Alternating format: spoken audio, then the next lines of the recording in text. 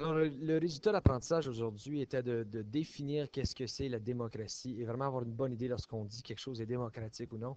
Qu'est-ce que ça signifie? Ok, donc, ça peut vous aider tout au long de votre vie, puis ça peut vous aider un peu à comprendre un peu notre régime politique canadien. Et nous allons aussi voir les différents régimes politiques ou les plus grands régimes politiques que nous connaissons tout au travers du monde. Donc, d'abord, la définition d'une démocratie.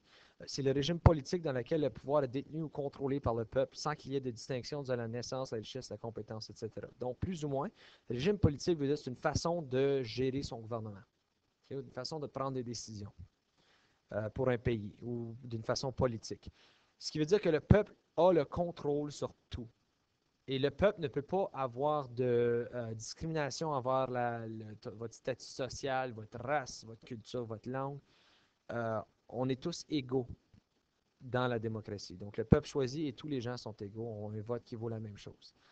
Certains principes qui sont fondés, c'est que les citoyens doivent pouvoir se faire entendre dans le processus décisionnel. Comme on a dit, le peuple va prendre la décision. Ils doivent tous être traités sur un pied d'égalité. Ils doivent tous avoir des libertés, des droits fondamentaux. Ils doivent se sentir responsables envers les autres membres de la communauté. Ils doivent avoir le sens de la justice sociale. Donc, en d'autres mots, euh, si j'ai des libertés, des droits, j'ai quand même des responsabilités. Quand on peut dire j'ai mes droits, tu ne peux pas m'enlever ça, mais tu as des responsabilités envers ces droits-là et tu dois respecter les droits et les libertés des autres, ok, afin de s'assurer que nous sommes tous sur un pied d'égalité.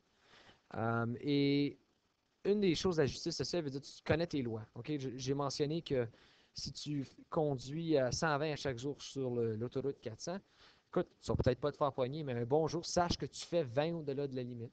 Okay? Tu dois avoir le sens de savoir ça. Quand un policier t'arrête, tu ne vas pas être fâché contre le policier parce qu'il fait sa job. OK? Euh, Parmi les autres régimes qui existent, nous avons l'anarchie. Donc, l'anarchie, c'est du ce qu'il n'y a pas de chef pantoute. On a dit l'expression every man for himself, last man standing, etc.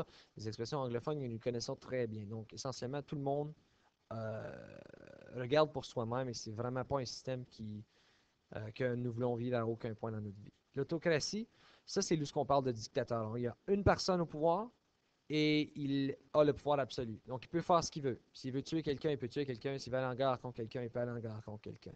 OK? Il n'y a personne qui peut lui dire quoi faire. Tandis qu'une monarchie, c'est un système semblable, puisqu'il y a une personne au pouvoir. Euh, Historiquement, la plupart des monarchies ont été des rois ou des reines. En Europe, on parle à l'Occident du temps de Louis XIV, Louis XV, Louis XVI. Pardon. Oui. Et justement, nous avons aussi les exemples de la reine Élisabeth qui existent encore aujourd'hui. Mais ce n'est pas nécessairement une royauté. La différence entre un monarque et un autocrate, c'est qu'un monarque a des lois qui le limitent son pouvoir. Okay? Un autocrate peut faire ce qu'il veut. Un monarque a des lois qui l'empêchent de faire tout ce qu'il veut. Okay? Et prenez l'exemple de l'Angleterre, ils ont un gouvernement. Donc la reine est plus ou moins juste une parure de nos jours.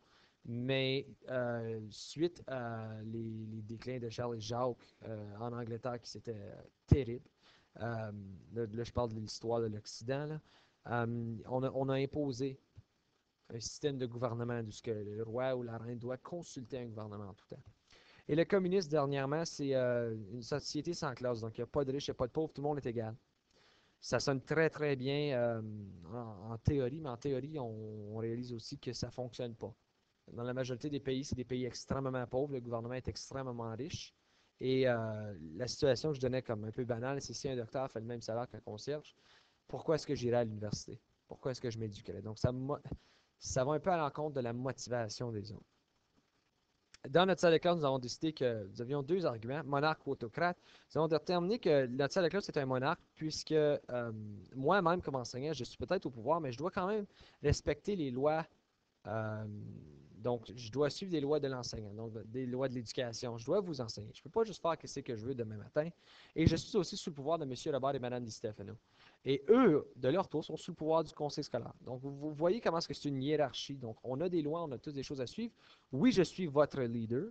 Euh, ça ne me monte pas la tête, inquiétez-vous pas. Mais en même temps, il faut que je respecte plusieurs lois. Et nous avions mis des exemples ici de qu'est-ce que c'est un bon leader. Donc, il écoute ses citoyens, les citoyens écoutent le leader amical, il trouve un milieu entre éthique et fin, il accepte les opinions des autres, il y a un niveau de maturité, responsabilité et l'égalité chez tous les citoyens. Et chez un citoyen, vous aviez déterminé qu'un bon citoyen est responsable, respecte envers les lois, met à la tâche, exprime son opinion, est mature, participe activement à la classe, encourage à avoir du grand bon sens, et écoute le leader pour le respect. Donc ça, c'est dans une salle de classe. Okay? On ne parle pas d'un leader en général, mais si vous remarquez, toutes ces choses que vous voyez ici, ça ressemble drôlement à ce qu'on vous demande dans vos HH. Okay? Donc, on peut voir un peu où est-ce que la mentalité d'avoir les HH vient de, c'est que, originalement, on veut que vous soyez des bons citoyens, non seulement dans notre salle de classe, mais dans la vie de tous les jours. Les origines, juste pour vous donner une idée, ça remonte à la Grèce antique au milieu du 5e siècle. Donc, la façon que ça fonctionnait, c'est qu'on voulait que le peuple ait davantage le privilège de choisir ce qui se passe en termes de prise de décision. Et on avait autorisé tous les hommes au-delà de 18 ans de participer. Donc, tous les hommes au-delà de 18 ans avaient un mot à dire et pourraient voter. De nos jours, ça ne fonctionne pas exactement comme ça. Okay? Si on demanderait à chaque un des 30 millions plus Canadiens de voter, à chaque fois qu'on veut prendre une décision, ça ne serait pas efficace. Okay? Ça coûterait très cher et ça serait une énorme perte de temps. Okay? Donc, de nos jours, toute notre mentalité est fondée sur le respect entre les citoyens, donc l'égalité encore une fois. Et puis, on est soit qu'on va élire un leader ou on va élire un représentant d'une région. Donc, dans notre situation, nous autres, c'est des représentants. Okay? On va parler en détail pendant l'unité du gouvernement canadien, comment est-ce que ça fonctionne, mais en général, on est en train de élire un député qui nous représente à la Chambre des communes et le leader de ce parti-là que nous avons voté pour est notre premier ministre, donc M. Harper. Les États-Unis, ils doivent élire un représentant et ensuite ils vont élire un leader ou un représentant et ensuite vont élire le petit groupe de représentants. C'est un système que je vais essayer de couvrir avec vous plus tard, juste pour le fun, mais ce n'est pas nécessairement important. Voici votre devoir. N'oubliez pas que si jamais vous avez des questions, vous pouvez toujours aller sur Edmodo, m'envoyer un message. S'il vous plaît, faites-le à l'heure raisonnable.